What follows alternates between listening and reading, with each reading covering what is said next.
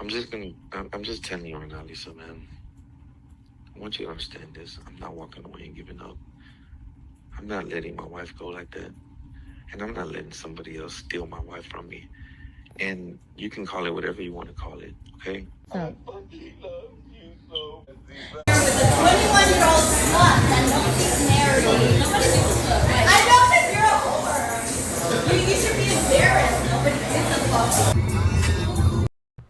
Oh snap! So it looks like she was can't tell by the link, she was confronting her man and he was there with the girl. In 3.5 miles, turn right onto Long and Bond Drive.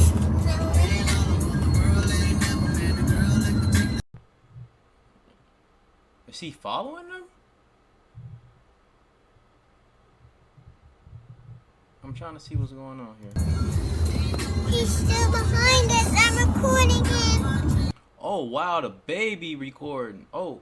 This guy keeps on following my mom. My dad keeps on following my mom. Is that her dude following her? He's definitely following for sure. Man, she got the baby record. It's my life. But What I I know I get it, do man, with my but- life after what you've done to us is not your business. You had every opportunity to fix things from the beginning. You did too much to turn back. You did too much for me to ever want anything with you, to fix anything, to put my life in your hands again. Do you understand? I'm just telling you right now, Lisa, man. I want you to understand this. I'm not walking away and giving up. I'm not letting my wife go like that. And I'm not letting somebody else steal my wife from me. And you can call it whatever you want to call it, okay? I fucking love you so fucking much. This is embarrassing, bro. This is embarrassing. Eric. And you can call it whatever you want to call it. I'm going to call it crazy, Eric. When someone wants to walk away from you, you should always let them.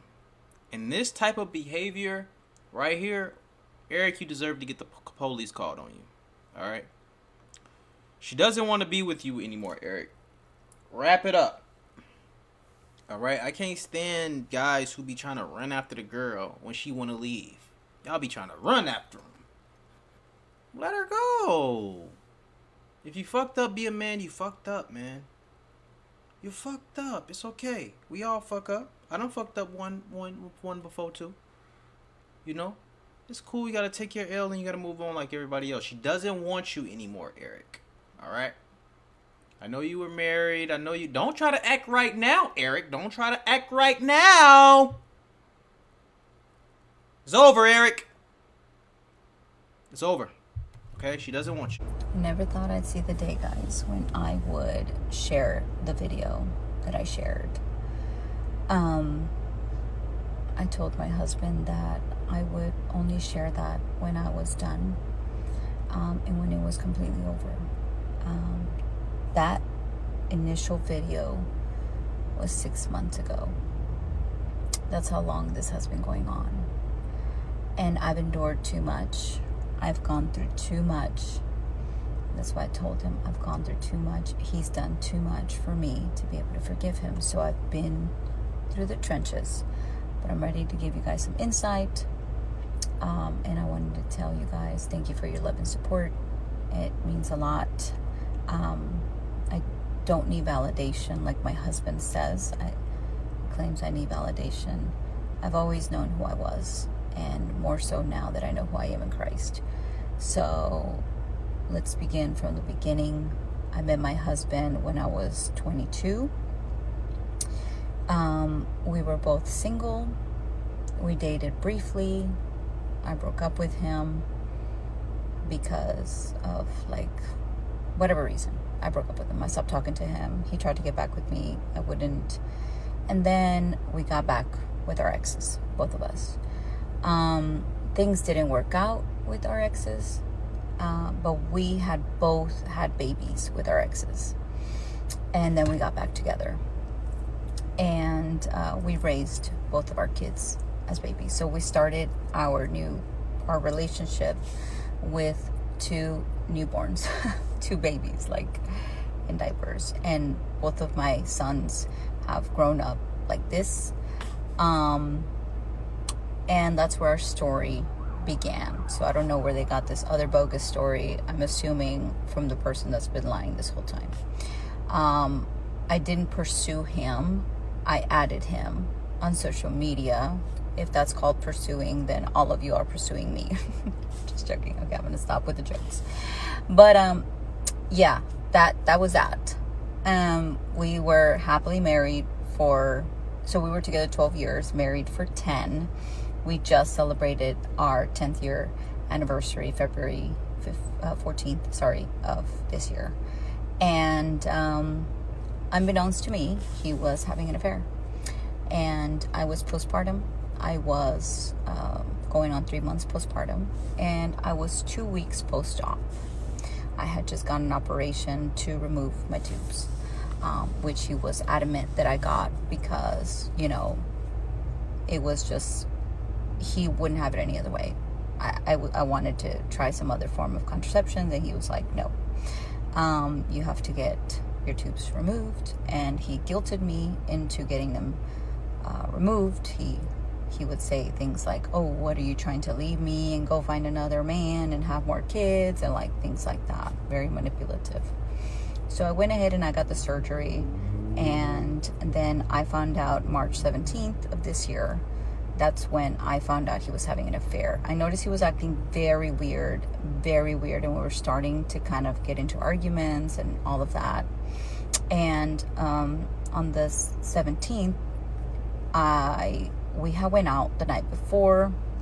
It was like rodeo season, and I remember him crying that night about something that somebody had told me about him. And he was crying uncontrollably, as in like guilty. And what they had told me wasn't that big of a deal. It was like, yeah, I went to the strip club or something one time, that he went to Vegas. And I was like, it's not that big of a deal. Like, why are you crying? He was just sobbing. Like, I'm so sorry. And I knew it. Like, there was something that told me. And I told him at that moment, I said, is there something else you need to tell me? And he wouldn't tell me. I wanted him to tell me. I wanted him to be the one to be honest. I didn't want to find out. I didn't need to see all that I saw, right? But he couldn't be honest to save his life. So we go inside. He goes to sleep. I couldn't sleep because I already knew something was going on. And eventually he went to sleep, and I got his phone. I knew his passcode. He's had the same passcode for all of the time we've been together. We had the same passcode on our phones. And I take the phone to the living room, and I sit on the couch, and I start going through it. I quickly found Snapchat, and this girl and him were best friends, but he had her name saved under somebody from work, like a man from work. He even went to the extent of like putting their position and all of that. It was crazy. So they were best friends on Snapchat, meaning they have been messaging each other quite often to get to that point. And when I clicked on the profile, like on her actual Snapchat page, like it actually gave me her real name. And so then I went to go look her up on social media, and I was like, what in the hell? She's 21. I was in shock because my husband was 42 at that time. And I could not believe it. She was literally half his age. She could be his daughter. People have kids at 21, or at like, anyways, I digress. I went through like his photos, and I found 2 photos of them, like one photo of them kissing and another photo of her completely naked with just a towel on her head. And yeah, that was how I confirmed everything that I needed to know. So I confronted him. He immediately started crying, begging, and he got on his knees, crying, sobbing. What you crying for now, boy? Begging. This is not to degrade him. I'm just telling you guys because these girls are under the impression that he was done with me and we weren't together and all this stuff. No, absolutely not. That man was sleeping right next to me. with those photos in his phone and doing what he had already began to do. And I'm pretty sure it would have gone on if I hadn't, caught him. And of course, I kicked him out. I told him to leave. I needed time to process this. Maybe at that time, he was telling me like, nobody knows, we can fix this and all this stuff. Maybe at that time I could have kept it to myself and, all of that. But I don't think none of us know how to react to something of that magnitude, right? It is such a betrayal. It had never happened before. It was heart-wrenching. I felt like I was gutted, and I didn't know how to process it. I just wanted him out of my face because I didn't want to get physical. I didn't want to get more angry. I wanted to just curl up in a ball and cry. And I asked him to leave. I said, I need you to leave. I can't have you here. And so he went to go stay with his sister for a couple of days. And in that time, the whole time, he's claiming this is a mistake, all this stuff, right? But during that time, he still kept seeing the girl. And I think he got a little brave. Like, he got like, okay, well, she kicked me out. I'm out here, and this girl's entertaining me. She knows I'm married because I had messaged her. So she didn't know before, which I'm surprised. Like, I feel like in this day and age, we all know, like, we all snoop around on social media whenever, I would think, I know I would now, if I'm talking to some guy tries to talk to me, I'll go look him up on Facebook or somewhere, just to see what they got going on. You look up my husband's page, there's no mistaking. Like, a lot of his stuff is public. His Instagram was public. He was always posting about me. He just posted about me on February, that we had celebrated an anniversary and that he would marry me all over again and all this stuff. There is no way she didn't know, but I still messaged her and she blocked me. So she kept entertaining him, and he went out there thinking, well, this is like, I'm out here already. And You know what that mean, right? He probably telling that young 22-year-old something good in her ear, boy, because she ain't even trying to listen to what the wife got to say. He probably got her her whole head messed up, the husband do. And his sister lives by where that girl lives, like down the street. So it was just easy for him to keep going, and she was not she had no problem with the situation, apparently. And I know that because it's been 6 months and she's still entertaining all of that. All right. So after that, he got an apartment because he claimed, like, I'm not going to be sleeping on my sister's couch and I need my space too. And if we're going to work on this relationship, we need to work on ourselves and, all of this stuff, right? I wasn't ready to take him back. I wasn't ready to forgive him. I needed time, I needed him to show me. I needed him to, like, but he was basically like, kind of like, eventually, like, I guess he just like was like, okay, that's fine. I'm going to be outside. Like, I kind of want to experience this situation further, right? And I want to live like a bachelor. So he did just that. He got himself an apartment downtown, not even close to his family, downtown. I guess it could be central, right, between me and the girl or something. I don't know. And it's an apartment where you can't just walk up to it. It has like a concierge. It's like a luxury place. And I already knew why he got it there. He could never have me like just drive up and see what he's doing or walk up to his door and knock on it. He had to have that control and that protection. So I knew it. I knew when he got that apartment, I said, I know exactly what you're doing. I'm not dumb. He claimed that it was mental health, that he had mental health issues, that he needed to be alone and work on himself. I swear, Lisa, I love you. Guys, I don't need to make up stories. For what? All these little girls are going to believe what that man told them. That's fine. She can believe what he said. I'm speaking for what was said to me. This whole time I was drug along and made to believe that he was working on himself, that he was trying, that he was remorseful, that he sent me paragraphs and paragraphs saying how it was a mistake and he had everything and he loved me and I was the only one that had his back and I didn't deserve all of this, all of that. Love bombing, gaslighting. He doing a whole lot of that. Right? He had crash out after crash out after crash out. And, you know, that's the truth. And I don't need to lie. When you live in your truth, you don't have to lie. Unfortunately for them, and I'm not sure about this little girl, but for my husband, he's lied so much that he has to somehow, now that he's exposed, make it seem like I was such a terrible person.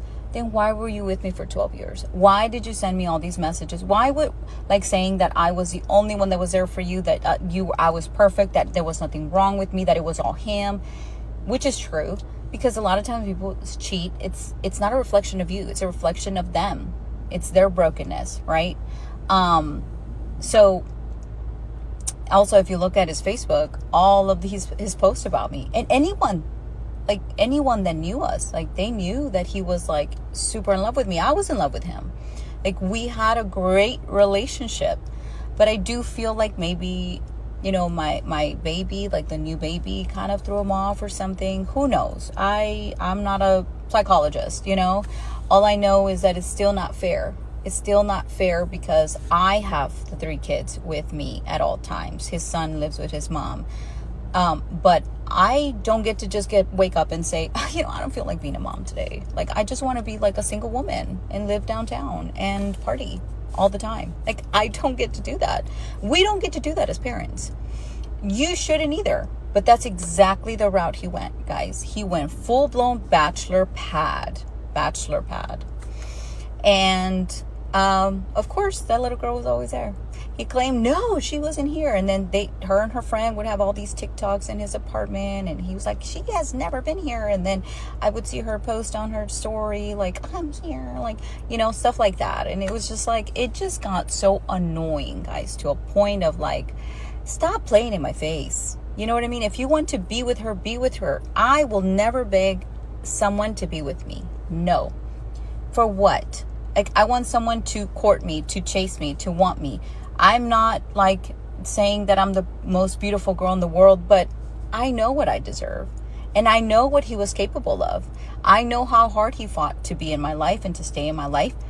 And then it was like, he just became like a very, like, I just want easy. I just want easy and simple. I want peace, even though I've destroyed my whole entire family. That's all I want right now.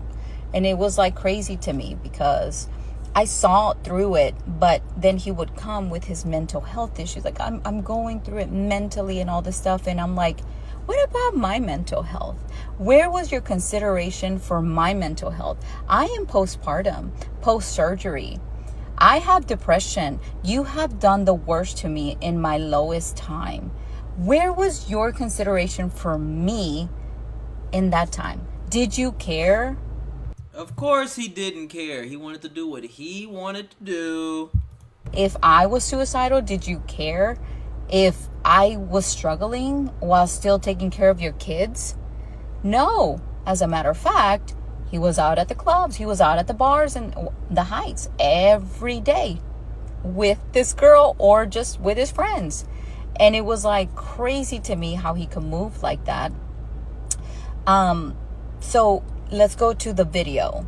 That video, so I had caught the way that I caught him was with those photos, right? But that video, in that was like in April. We were always working on a relationship. Like, he was always like, well, I'm doing good and I haven't done this and I haven't done that. So there was never ever a point where he's like, Lisa, I'm gonna live my life with this girl, whatever. Nothing. No. It was always like, I love you, you love me, just love me, forgive me, all this stuff. I have literal text messages from that exact day. But let me tell y'all what I did the day before. The day before that video, he is sick and he tells me, like with a cold. He asked me, like, oh, baby, I need you to take care of me. Like, I need your teas and all this stuff. So he wants me to be the wife. And I take him meal preps. I take him tea. I take him medicine. I take him cut up fruit. I was like, of course I'm going to take care of you. Like, you're my husband. Only for the next day for that to happen. And for him to act like we're separated. Then in front of everyone, he says, we're separated, Lisa, because he was so embarrassed. He's like, we're separated, Lisa, what are you talking about? And I'm like, wow, this is wild. This is wild, you know? And of course, that's what he's saying on his page too, that we were separating. He has, yes, of course we were. Yeah. And this is the actual truth that you won't say. And I would love for you to challenge what I'm saying, because I have every text message proof to prove how you were supposed to be at work and you couldn't pick up your son that day. That was on Thursday. We were supposed to get our son for dinner, but he's like, I'm still at work, I'm gonna be here for a long time, whatever. And then my friend sends me a message like, are you still with this guy? Because I saw y'all just celebrate an anniversary in February. It's April and he's here with a girl. And so I was like, I knew it. I just knew God was going to reveal to me everything he was doing. And that's what I prayed for the whole time. Expose him, God. Don't let him get over on me. And he did. He exposed him many times. So that's why I went. I didn't go to confront more so the girl. I went to confront him. Like I wanted him to see me, like, and I wanted to ask him, like, what are you doing? And that's what I said. I said, what are you doing? Like, you don't, like, I was just at your apartment yesterday. And of course he was all like, he didn't know what to do. He was caught. And so, a lot of people were saying, why are you yelling at the girl and this and that? I was going off on both of them. As a matter of fact, I was going off on him first. But that was just kind of like a snippet of what happened that day, and also of the audacity of this little girl to say, nobody gives up, you know? And it's like, wow, women out here really don't care. There's like, it's wild and mind-blowing to me how little they value themselves. Yeah, they don't care, man. Some girls is cool with being the side chicks. You know, we got a young 22-year-old. She probably brainwashed. You know, she dealing with an older man. He probably got some money. She said he living in a nice apartment, concierge and everything. I ain't even got the concierge, nothing like that around. Yeah, you see what I'm saying? So he living in a luxury apartment. He got some cash. So she enjoying the fruits, the young girl. So she ain't trying to hear about nothing about.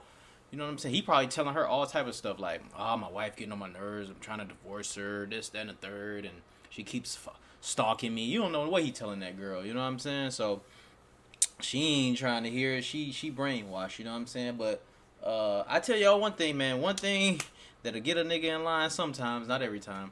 I'll get a nigga in line is when this girl trying to leave him. Boy, y'all heard him on the phone. Baby, please, I love you, please. You see what I'm saying? Like, that shit, sometimes that shit get niggas in line, but you really gotta leave them, ladies. You really gotta, even if you planning on going back, you gotta wait a little while at least. You see what I'm saying? So they can feel the pain and know that you will leave their ass. If you leave and come right back, you know what I'm saying? It's like if a dude hit you. If he hit you in the eye and you come right back, he gonna be like, oh shit, I can hit her in the eye again. You see what I'm saying? So, yeah. So after that, he sends me a text like, I'm coming over, because we left from there. And after that, he's texting me, I'm gonna come over and this and that. I said, no, don't come over. Like, again, this whole time, my whole attitude has always been like, stay with her. Like, don't choose me. Like, don't do this crazy, like, back and forth between two women. That's sick. Something is wrong with you. So choose, like, her. If you really, like, want to see where that goes, then go do that. But let me live my life. But that was his problem. He did not want me to move on. He did not want me to have a life. He did not want me to be out. Every time I went out, he would go looking for me. Every time, like, I mean, there was times where I even had, like, open houses, and he'd show up if I didn't answer my phone. Crazy, you know? He put trackers in my car to make sure he knew where I was at all times, guys.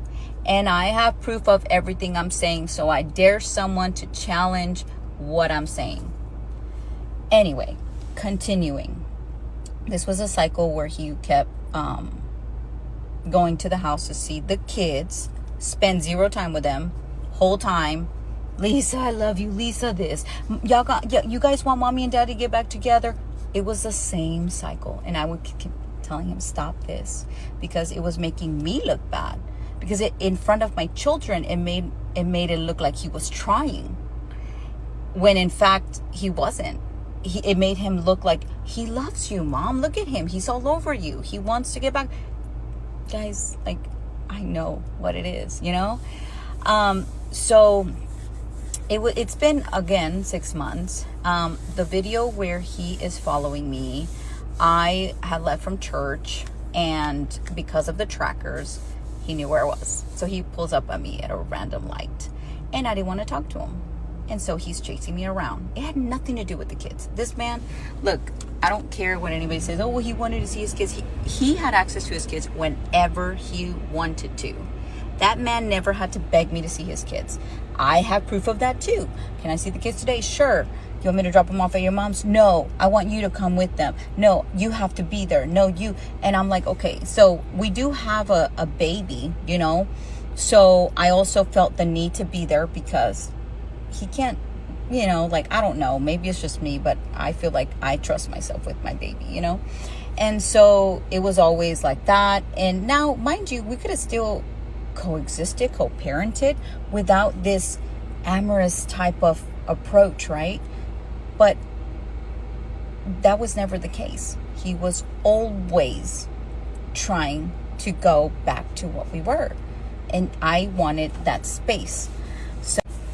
So, because he wouldn't give me that space, it would lead to arguments and whatever, issues. So, fast forward to, what was the other? I mean, the call, we have many. Wow, we have many calls, right? And I have 2 phones. So, you know, I recorded him on the other phones. And the reason I did, it was never to degrade him, but that day that I caught them in person, when I said to her, he's begging me to come back, he made this remark like, begging? Like, and I'm like, yeah, what do you... Oh, the crash outs happen quite a bit too. Like the one in the end, that happened very often. And a lot of those times, he manipulated me to believe that he was going through a mental health crisis, and probably so. You know, I believe that it is mental. The enemy plants a seed in your head. He tells you that grass is greener on the other side.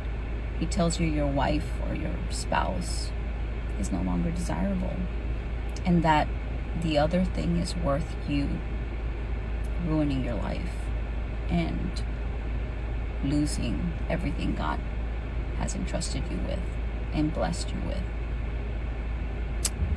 But our job and what we need to do when that happens is take every thought captive and make it obedient to the word of Christ.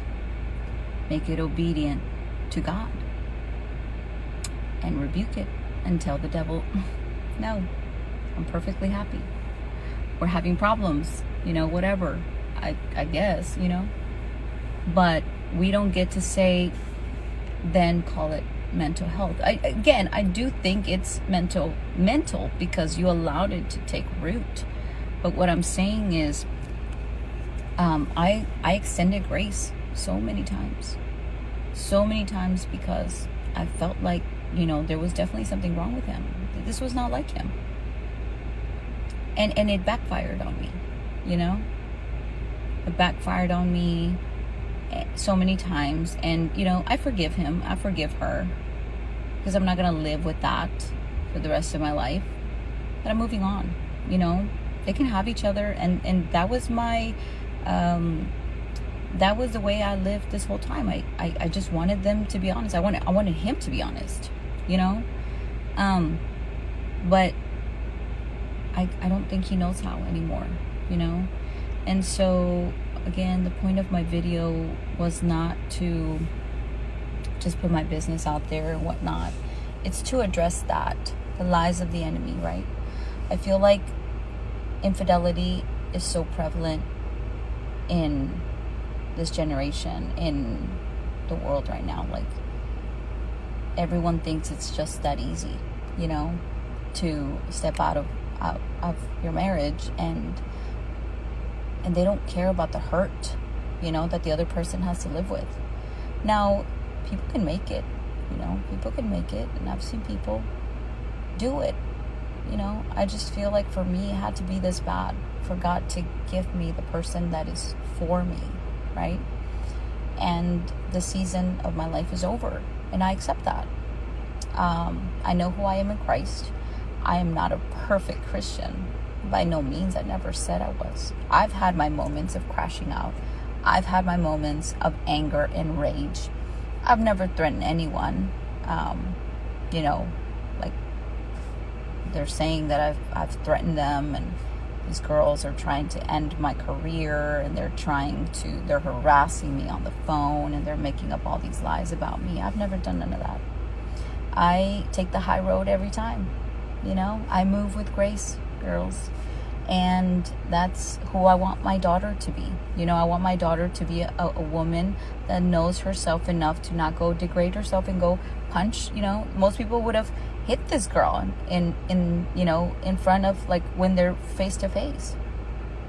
I only had someone record me because I wanted to make sure that I didn't get hit myself. You know what I mean? Or they didn't say that I physically assaulted someone. So it was essentially for protection. But yeah, that's the story. And I felt it in my heart to share my story and to bring light to such a terrible, I guess, common situation that's going on with people. You know, how the enemy attacks your family and people are just so easily like, it's fine. Like, they just move like it's not a big deal. And you know, obviously I gave it all I could. And at some point you have to choose yourself. At some point you have to stop throwing pearls to the swine, you know, because they will trample all over them. And that was the point with my post. And of course, if you guys are following me, I appreciate the follow. I appreciate the love and support. I will continue to, you know, try to advocate for, you know, being a better person, sharing the gospel, and you know, anyone who's gone through something, like, I'd be more than happy to, you know, lend an ear. You know, I have 3 kids and I'm pretty busy, and my hands are pretty full majority of the time, but you know, something positive can come from what's happened to me, what I've been through, then this, sharing all of this was worth it. And if I can stop someone out there from cheating, then praise the Lord.